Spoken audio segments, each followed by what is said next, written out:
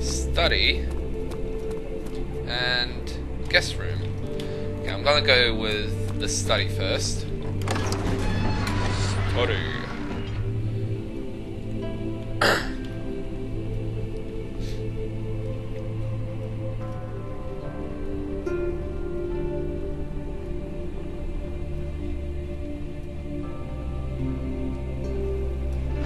Okay.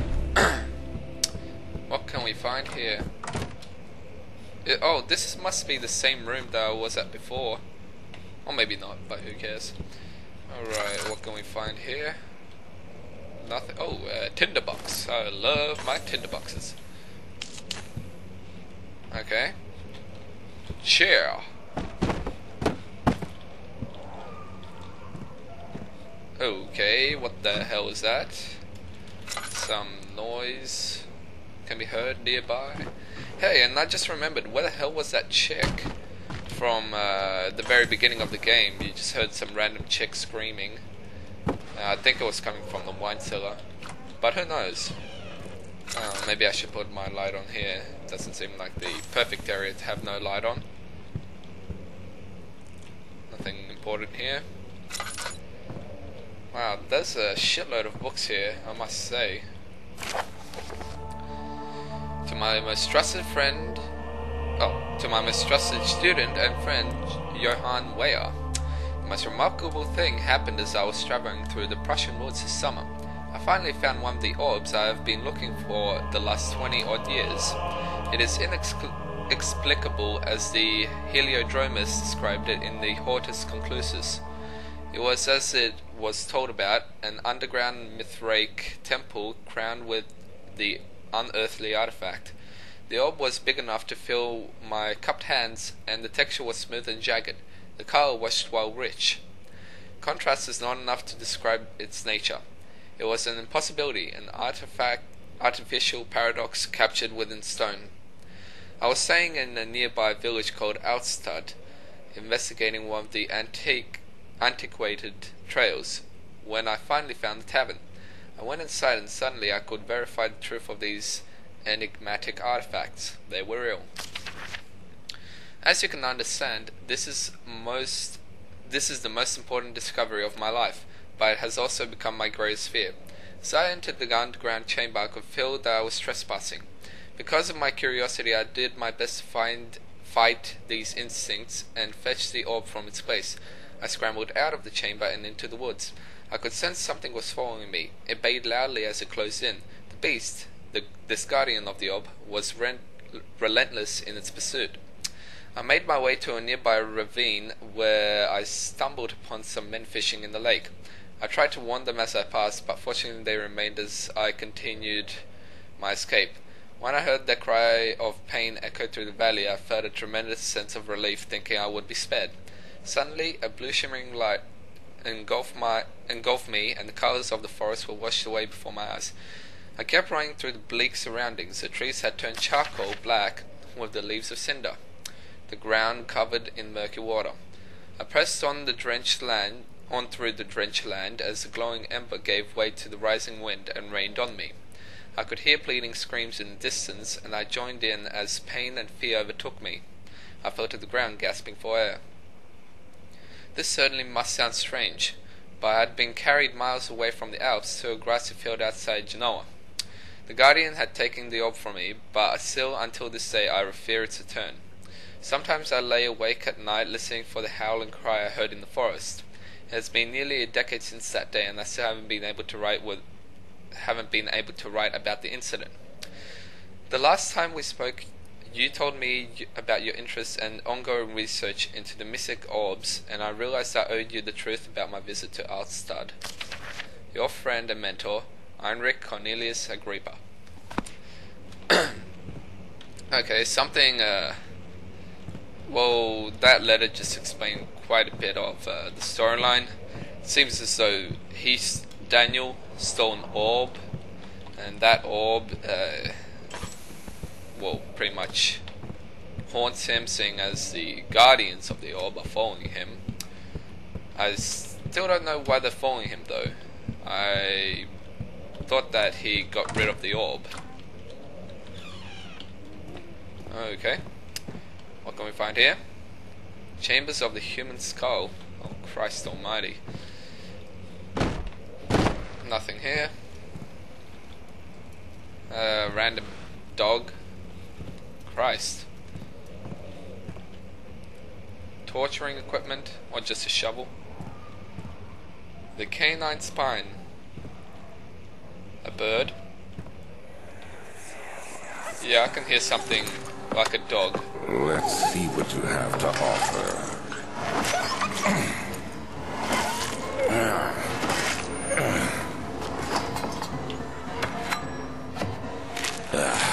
What a mess. I should have sharpened the saw, but I can sense it. It's definitely there.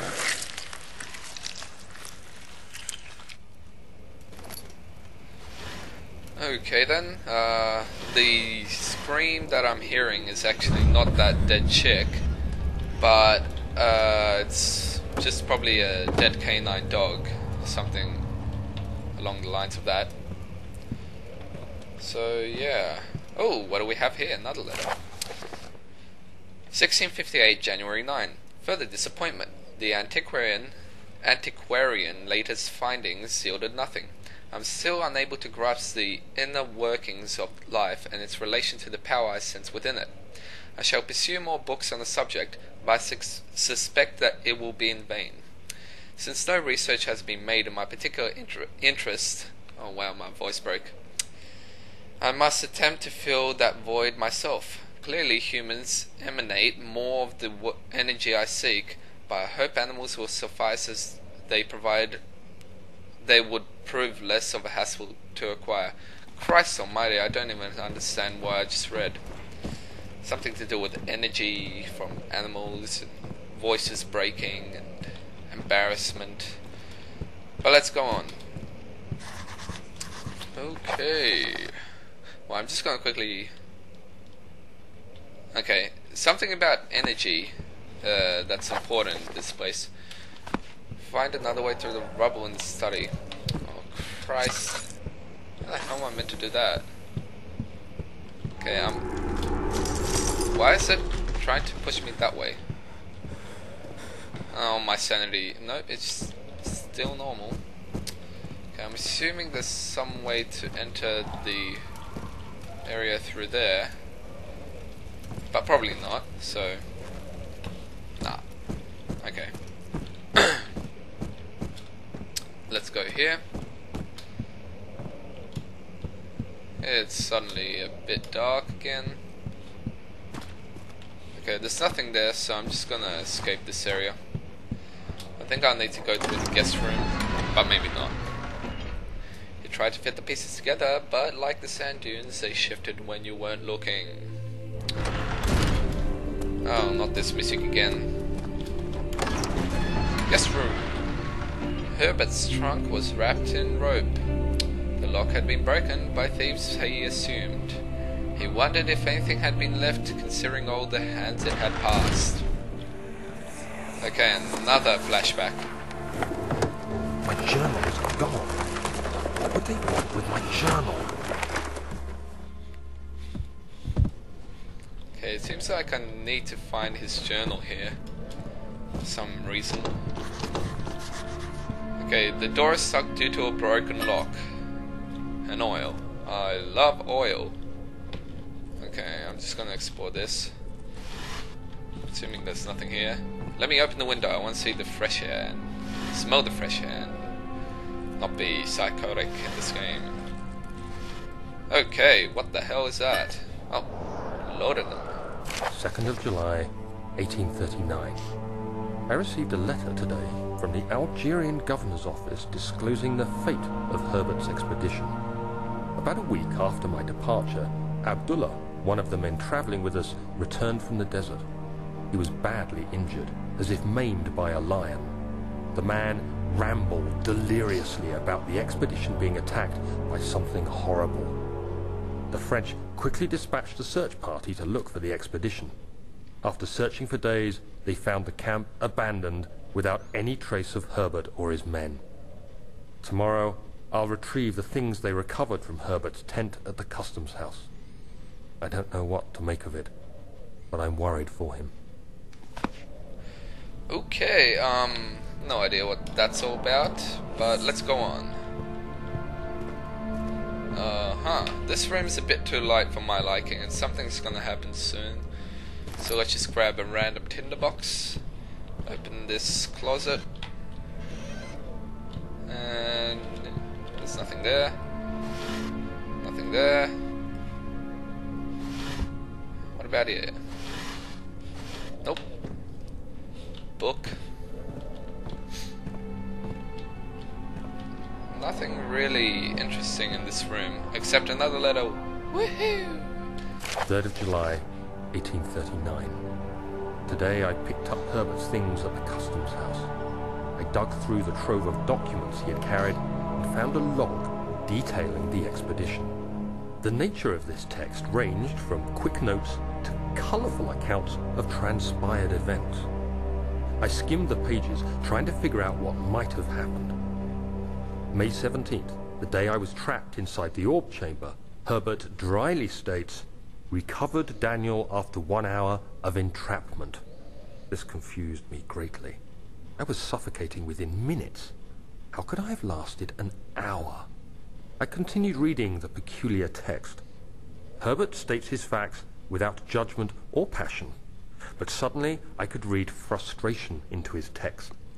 He pushed his men to investigate the underground tomb, an effort which seems to have strained the minds of his men. Madness spread through the ranks, and Herbert had to take some extreme measures to continue. He finally visits the chamber himself, where he retrieves the orb to the surface. His account confuses me greatly. If he has the orb, what are those pieces in my drawing room? Ooh. Okay, let's go on. Hey, I got a crowbar. Now I can beat the shit out of those horror zombies people. Okay, so let's use the crowbar and pull on it. Oh wow, the crowbar disappeared somehow. The key. Please, let it be here. Okay, I guess I'm looking for a key. Somewhere, I don't know where, but somewhere there's a key here. But before we look for it, let's just read this letter. 4th of July, 1839. It's done. The orb is assembled. I was awakened by an exhausting nightmare. Shaking and sweating, I retired to the drawing room with a cup of tea. The relic pieces lay spread across the table as I'd left them, but somehow I knew how it was supposed to be. I fetched the tar, which I had prepared to fix the pieces together, and without fault I joined them, producing the orb I remembered so clearly. The tar proved unnecessary. It was pushed out from the joining pieces as they merged on their own, with no adhesive. The ancient stone relic now rests on my table. Its immaculate surface and perfect shape could have been molded by a factory. This is all too strange. Okay then,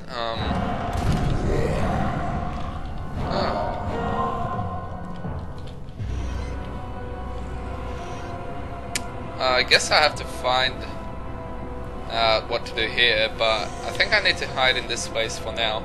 Hey, what's this? Is this a lever? Nope. Alrighty then, let's see if there's anything here for now. I'm just gonna check. Hey, no one there. I can still hear something, but... Wait, I'm just gonna... Good, good. Alright, now that's done. Hey, what the... Oh, never mind. So, I need to find a key in this area, eh? Where can I look? Maybe there's one here? Nope, just some clothes. The same strange white clothes that I see in every single of these areas. So, is there a key here? Nope. And nothing here.